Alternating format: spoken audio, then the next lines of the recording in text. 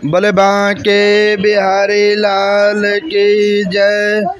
राजा पृथु पूछते हैं कि हे नारद जी, भगवान का अति प्रिय भीष्म पंचक व्रत कैसे प्रसिद्ध हुआ। तब नारद जी कहने लगे कि हे राजा पृथु, यह व्रत आदि काल से है, परंतु बीच में लुप्त हो गया था। फिर यह कैसे प्रसिद्ध हुआ, सो कथा हम तुमसे कहते हैं, सुनो। श्री कृष्ण जी ने भीष्म जी से इस व्रत का वृतांत कहा था। तब सर्वप्रथम भीष्म पितामह जी ने इस व्रत को किया था। इसी कारण से ये भीष्म पंचक के नाम से प्रसिद्ध है। हे राजन, भगवान श्री कृष्ण जब पांडवों की ओर से दूत बनकर कौरवों को समझाने गए थे, तो सबसे पहले वह विदुर जी के पास पहुंचे थे। विदुर जी ने उनका अत्यंत आदर सत्कार किया था।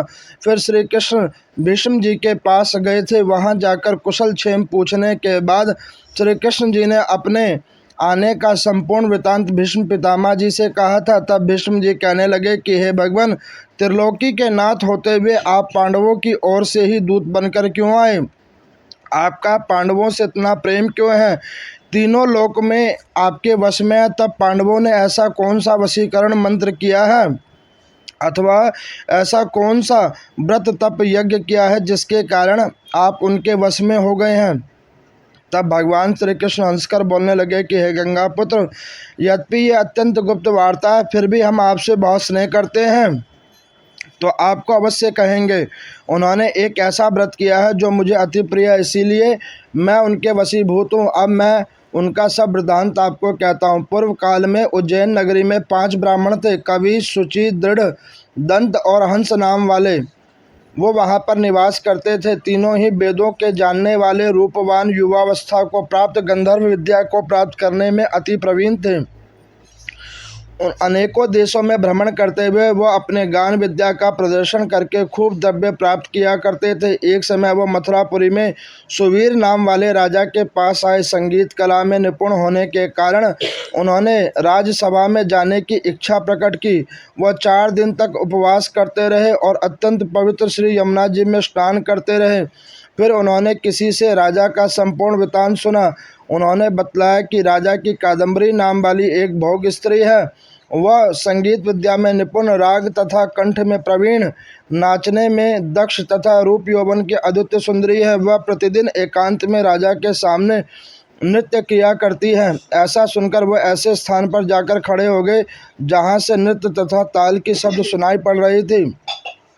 फिर राजा के पास आने जाने वाले को वो कहने लगे कि बड़े ही दुख की बात है, राजा के पास नृत्य कला को जानने वाला कोई नहीं है। बीना में 2 तार ढीले हैं, तार बराबर नहीं है, बाजे के नृत्य शुद्ध नहीं है। इस प्रकार की बातें वो प्रत्येक व्यक्ति से कहने लगे। तब किसी ने यह बात राजा से जाकर कहा। राजा ने तत्काल जहाँ पर कादम्बरी का नृत्य हुआ करता था उन 5 को बुलवाया। वहाँ पर पहुँचकर उन्होंने राजा को आशीर्वाद दिया और बैठ गए। कादम्बरी ने उनके संगीत विद्या में अत्यंत निपुण समझकर विशेष नृत्य किया। उसने जब चक्र में ताल दिया तो उन्होंने ब्राह्मण ने उनसे रोक दिया। उसने चक्र छोड़ तथा योग्य ताल दिया, मगर चक्र खंडित नहीं किया। इस पर कादम्बरी का रूप और गुण देखकर वो 5 उन पर मोहित हुए। कादम्बरी भी 5 को देखकर मोहित हुई।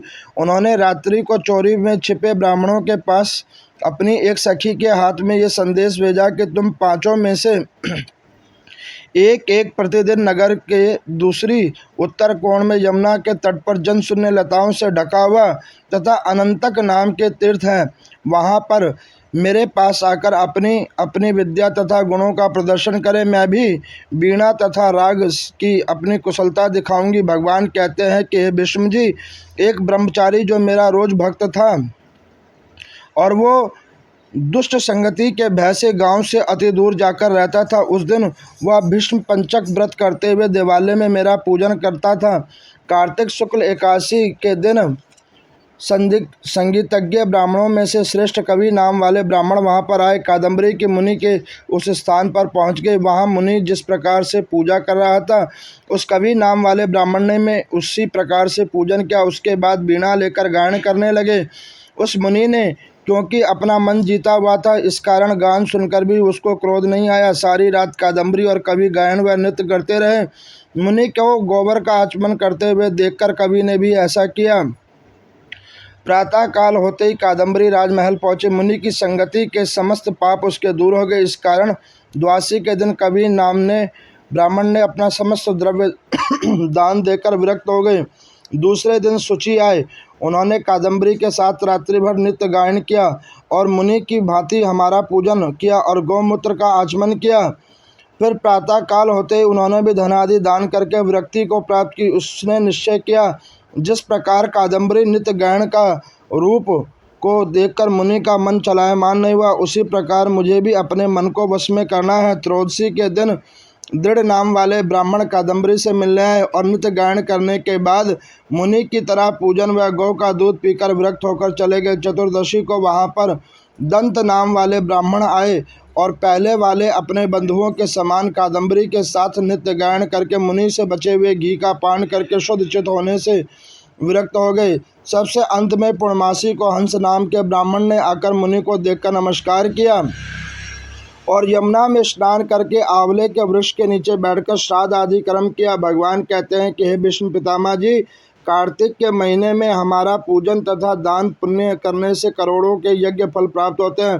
अतएव हंस नाम वाले ब्राह्मण सत्संग, पूजन तथा मुनि के बचे हुए दही का पान करके विरक्त हो गए और अपना सब धन दान करके तीर्थ यात्रा को चले गए। उधर राजा ने मंदिर में कादम्बरी के जाने का समाचार सुनकर उसे महल में बंद कर दिया, जिससे वो मंदिर ना जा सकी। कार्तिक मास में हमारे सामने नित्य गायन करने के कारण वही कादम्बरी द्रौपदी हुई तथा हंस नाम वाले वो ब्राह्मण आंवले के वृक्ष के नीचे श्राद्ध आदि कर्म करने से युधिष्ठिर हुए।